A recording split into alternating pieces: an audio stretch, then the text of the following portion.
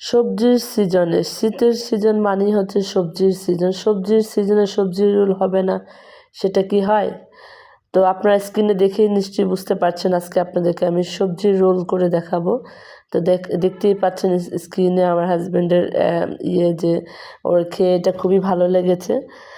তো আজকে আমি আপনাদেরকে একদম স্বাস্থ্যসম্মত উপায়ে বাচ্চাদের টিফিনে এবং আপনারা নিজেরাও কীভাবে করে খাবেন সেটাই করে দেখাবো।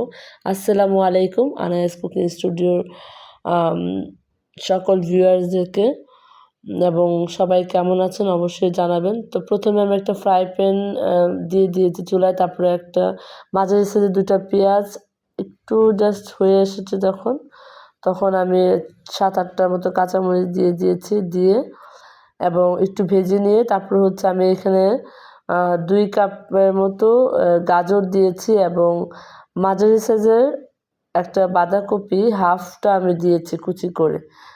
তো এই যে দেখতে পাচ্ছেন দিয়ে আমি হচ্ছে পরিমাণ মতো লবণ আর হচ্ছে হলুদ দিয়ে এটাকে আমি ভালো করে মিক্স করে নিয়ে অল্প একটু যেহেতু বাঁধাকপি থেকে একটু পানি উঠবে, আমি অল্প একটু পানি দিয়ে ঢাকনা দিয়ে ঢেকে এটাকে 4-5 মিনিট কুক করেছি। যখন এটা এরকম মজে এসেছে ঠিক তখনই এটার যে স্পেশাল যে মশলাটা এটা আপনাদের স্ক্রিনে দেখিয়ে দিয়েছি, স্বাদের ম্যাজিক। আমি গোটা একটা স্বাদের ম্যাজিক দিয়ে দিয়েছি। জাস্ট এটার টেস্টটা অসাম হয়। আপনারা এটা করে অবশ্যই বাসায় করে খাবেন। এখন তো প্রচুর সবজি বাজারে পাওয়া যাচ্ছে, আপনারা যে কোনো সবজি দিতে পারেন এবং অনেক ভ্যারাইটিস সবজি দিতে পারেন। 2টাই দিতে হবে এমন কোনো কথা নেই। আপনারা সিম, তারপরে বরবটি, আপনারা অনেক সবজি অ্যাড করতে পারেন। তো যাই হোক, এরকম করতে আমার সবজিটা হয়ে এসেছে। যখন একদম পানিটা একদম শুকিয়ে যাবে, হওয়ার কিছুক্ষণ আগে আমি হচ্ছে ধনেপাতা দিয়ে দিলাম। ধনেপাতা দিয়ে এটা আমি কুক করে নিলাম এবং ওই পানিটা শুকিয়ে নিয়েছি। আমার সবজিটা অলমোস্ট ডান, পানিটা শুকিয়ে গিয়েছে। এখন এটা আমি ঠান্ডা হতে অন্য সাইডে রেখে দেব। এখন সবজি রোল বানানোর জন্য যে এটা আমি তৈরি করে নিচ্ছি। এখানে আমি 2 কাপ আটা দিয়েছি, আপনারা চাইলে ময়দা দিতে পারেন। আমি এখানে 2 কাপ আটা দিয়েছি এবং হচ্ছে একটা ডিম দিয়েছি, দিয়ে পরিমাণ মতো লবণ দিয়ে এটাকে ভালো করে মিক্স করে নিচ্ছি। ভালো করে যখন মিক্স করা হয়ে যাবে তখন নর্মাল টেম্পারেচারে পানি আমি অল্প অল্প করে পানি দিচ্ছি এবং হাত দিয়ে মিক্সড করে নিচ্ছি।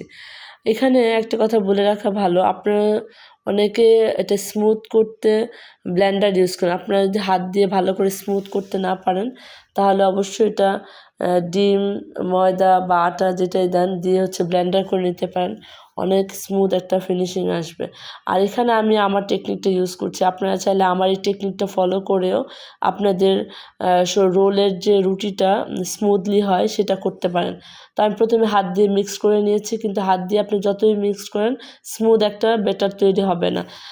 দ্যাটস ওয়াই সেই ক্ষেত্রে আপনি ব্লেন্ডার করে নিতে পারেন, নয়তো বা আমি যেভাবে করতেছি সেভাবে করে নিতে পারেন। আমি একটা স্ট্রেনারে আমার যে ব্যাটারটা ছিল সেটা আমি ঢেলে দিয়েছি এবং দেখতে পাচ্ছেন আমি স্প্যাচুলার দিয়ে এটা কন্টিনিউয়াসলি নেড়ে আমি এটাকে ছেঁকে নিচ্ছি, যাতে এটার ভিতরে যে লাম্পসগুলো ক্রিয়েট হয়েছে সেটা যাতে আমার স্প্যাচুলারের ইয়েতে এটা ভেঙে যায় এবং স্মুথ একটা ব্যাটার তৈরি হয়।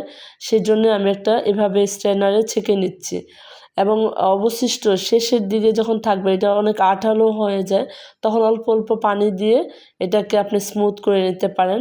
যে আপনার স্ক্রিনে দেখতে পাচ্ছেন যে আমি স্প্যাচুলার দিয়ে কীভাবে করে নিয়েছি এবং অল্প অল্প পানি দিয়ে আমি এটাকে সুন্দর করে ছেঁকে নিয়েছি এবং স্ট্রেনারটা এখন আমি ক্লিন করে নিচ্ছি। যে দেখতে পারেন যে দেখছেন যে কতটা স্মুথ একটা ব্যাটার হয়েছে এবং এটা করতে হবে এমন কোনো বাধ্যতামূলক কিছু না, আপনার হাত দিয়ে করেও করতে পারেন, তবে দেখার সৌন্দর্যের জন্য এটা আমরা করতেই পারি। আর আপনারা যদি এটা বিক্রির ক্ষেত্রে করেন সেক্ষেত্রে আমি বলবো এই পদ্ধতিটা অবলম্বন করতে পারেন। আপনারা আমার এই ভিডিও দেখে সবজি রোল তৈরি করে চাইলে বিজনেসও করতে পারেন। তো যাই হোক, এখানে হচ্ছে আমি 2.5 টেবিল চামচের মতো আটা দিয়েছি এবং 1 টেবিল চামচ কর্নফ্লাওয়ার দিয়েছি, দিয়ে পানি দিয়ে আমি এটা মিক্সড করে নিচ্ছি ভালো করে। এটা হচ্ছে আটা হিসাবে ইউজ করা হবে এবং আপনারা দেখতে থাকেন এটা আসলে আমি কী কী কাজে ব্যবহার করি। তো প্রথমত যেটা করব সেটা হচ্ছে আটা হিসাবেই আমি ব্যবহার করব। তারপর আরেকটা আছে সেটা আপনারা ভিডিও শেষ পর্যন্ত না টেনে দেখতে থাকেন তাহলে দেখতে পারবেন। তো যাই হোক, এখানে হচ্ছে ব্রেড গাম। এটা আমি বাসাতেই ব্রেড গামটা তৈরি করে নিয়েছি, হোমমেড ব্রেড গাম। এটার টিউটোরিয়াল যদি চান তাহলে আমাকে কমেন্ট বক্সে জানাবেন, তাহলে আমি আপনাদের সাথে শেয়ার করব ইনশাল্লাহ। তো যাই হোক, এখানে আমি সব ওই ব্যাটারটা তৈরি করে রেখে দিলাম। ব্রেড গামটা একটা বাটিতে নিয়ে নিলাম। এখানে আমি আরেকটা ফ্রাই প্যান বসিয়ে দিয়েছি, দিয়ে অল্প একটু তেল দিয়ে আমি একটা ইয়ে দিয়ে হচ্ছে জাস্ট একটু ব্রাশ করে দিয়েছি। দিয়ে এখানে আমি অল্প একটু ব্যাটার ঢেলে দিলাম, দিয়ে আমি ঢাকনা দিয়ে ঢেকে দেবো। বেশিক্ষণ ঢাকতে হবে না, জাস্ট 1 মিনিটের কম, মানে 40 সেকেন্ড বা 30 সেকেন্ডের মধ্যে ঢাকনা দিয়ে ঢেকলে এরকম একটা ট্রান্সপারেন্ট কালার চলে আসছে, ঠিক তখনই এটাকে আমি উঠিয়ে ফেলবো।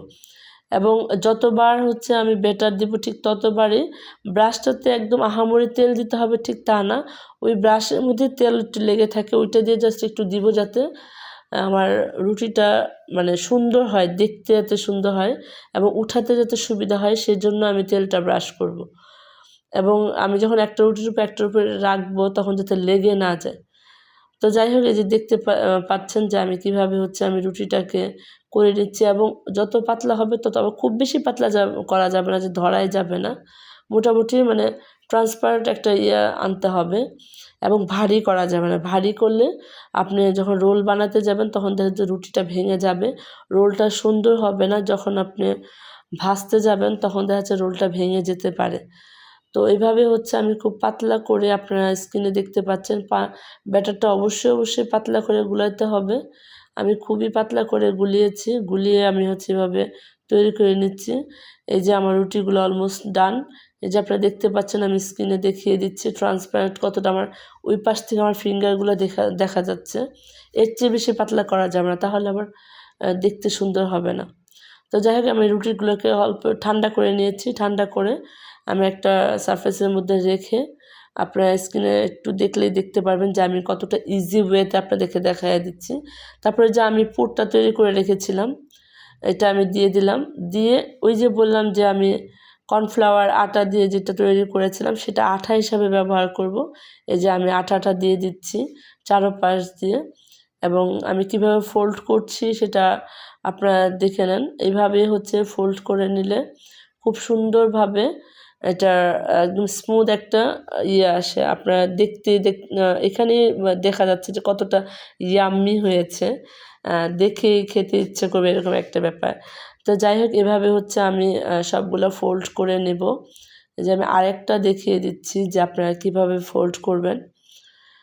আর আমার চ্যানেলটা যারা সাবস্ক্রাইব করেন নাই, এখনই সাবস্ক্রাইব করে ফেলেন এবং পাশে থাকা বেল আইকনে ক্লিক করে রাখেন, যাতে আমার নিত্য নতুন রেসিপিগুলো আপনাদের কাছে সবার আগে চলে যায়, যাতে সবার আগে আপনারা নোটিফিকেশন পেয়ে যেতে পারেন।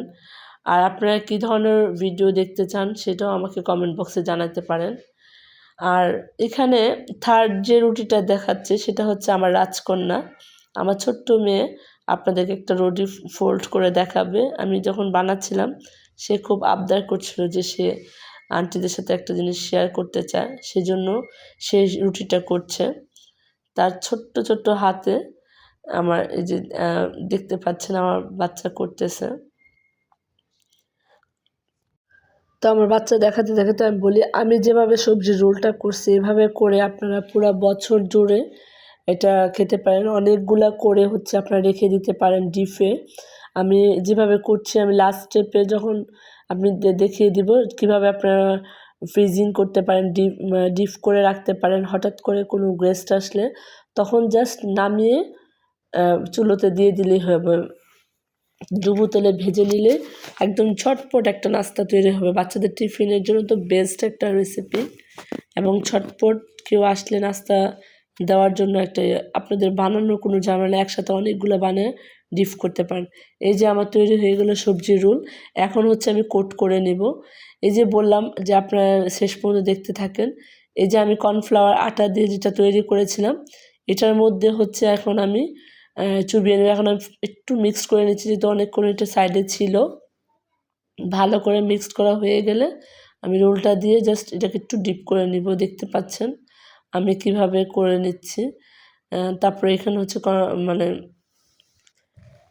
আমি জাস্ট একটু করে নিয়ে এখানে আমি ব্রেড গামের মধ্যে দিয়ে দিব। ব্রেড গামের মধ্যে দিয়ে ভালো করে এখানেও কোট করে নেব, কোনো দিকে যাতে ফাঁকা না থাকে, ভালো করে কোট করে যে আপনারা দেখতে পাচ্ছেন।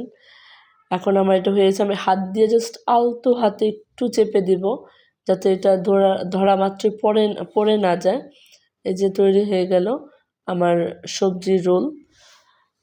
এখন হচ্ছে আমি আরেকটা দেখিয়ে দিচ্ছি যে আমি ময়দাতে, আপনারা চাইলে এখানে ডিমের মধ্যেও কোট করে নিতে পারেন, তবে সেটার টেস্ট একরকম, এটার টেস্ট আরেক রকম। এখানে কর্নফ্লাওয়ারটা দেওয়ার কারণে এটার মধ্যে একটা ক্রিসপিনেস আছে, ক্রিসপিনেসটা হবে। যা ডিমে দিলে ওইটার টেস্ট আবার আলাদা, ওইটা দিয়েও করতে পারেন আপনারা, কিন্তু আমি হচ্ছে কর্নফ্লাওয়ার আটা দিয়ে করলাম। এই যে আমার তৈরি হয়ে গেল সবজি রোল। এখন আমি ইনস্ট্যান্ট করে ফ্রিজে 20 মিনিটের জন্য রেখে দিয়েছিলাম। আপনারা চাইলে এই অবস্থায় এটাকে ডিপ করতে পারেন এবং এটা অনেক দিন রেখে ডিপ করে খেতে পারেন। তো যাই হোক, আমি এখানে কয়েকটা ভেজে দেখিয়ে দিচ্ছি। আমি এটা 20 মিনিটের মতো ডিপে রেখেছিলাম, একটু ঠান্ডা মানে সেট হওয়ার জন্য। তারপরে এখানে হচ্ছে আমি 3 কাপের মতো রান্নার তেল দিয়েছি। তেলটা যখন হালকা গরম হয়ে আসছে ঠিক তখনই আমি সবজি রোলগুলো দিয়ে দিয়েছি। দিয়ে এটাকে ভালো করে ভেজে নিতে হবে, একদম এপাশ উল্টিয়ে। তো এখন এখানে আপনারা স্ক্রিনে দেখতে পাচ্ছেন যে অনেকগুলা ব্রেড ক্রাম্ব পড়ে গিয়েছে, হ্যাঁ, কারণ হচ্ছে এটা ভালো করে সেট হয়নি। আপনারা যদি একটু ফ্রিজে রেখে দেন একটু আধা ঘন্টা 1 ঘন্টার মতো, তখন দেখা যাচ্ছে যে সেট হয়ে গেলে তখন আর ব্রেড ক্রাম্বগুলো পড়বে না। তো যাই হোক, আমি ইনস্ট্যান্ট আপনাদের দেখানোর জন্য অতটা সেট করার সময় পাইনি, সেই জন্য দেখে আপনারা অবশ্যই এটা ভালো করে সেট করে দেন, তারপরে হচ্ছে মানে ডিপ ফ্রাই করে নেবেন। এবং এটা আমি অল্প একটু যে দেখতে পাচ্ছেন যে ভেজে নিচ্ছি, আপনারা চাইলে আরেকটু ফ্রাই করতে পারেন, তো আমি আর ফ্রাই করব না, এই অবস্থায় উঠিয়ে নিচ্ছি। তো এইভাবে হচ্ছে আমি সবজি রোলগুলো তৈরি করে নেব। তৈরি হয়ে গেলো সুস্বাদু সবজি রোল। সবাই বাসায় ট্রাই করবেন। সবাই ভালো থাকবেন, সুস্থ থাকবেন। আসসালামু আলাইকুম।